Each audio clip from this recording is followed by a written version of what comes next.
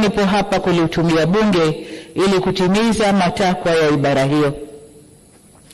Kabla ya kufanya hivyo, nianze na jambo la huzuni lililotokea hapa nchini, na naomba waheshimiwa wote wabunge na waalikwa tusimame kwa dakika moja ili kuwaombea wenzetu.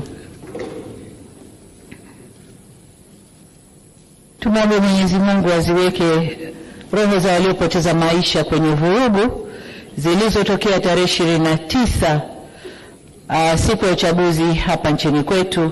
Mungu awape malazi mema ya amani. Amen. Mimi binafsi, waheshimiwa wabunge, nimehuzunishwa sana na tukio lile. Natoa pole kwa familia zote zilizopoteza wapendwa wao, na tunaomba Mwenyezi Mungu kama tulivyoomba awapumzishe kwa amani. Aidha, kwa majeruhi tunawaombea wapone kwa haraka, na kwa wale waliopoteza mali zao tunawaomba wawe na stahamala na uvumilivu. Serikali imechukua hatua ya kuunda tume ya kuchunguza yaliyotokea, yani inquiry commission, ili tujue kiini cha tatizo. Taarifa hiyo itatuongoza kujielekeza kwenye mazungumzo ya kuleta maelewano na amani.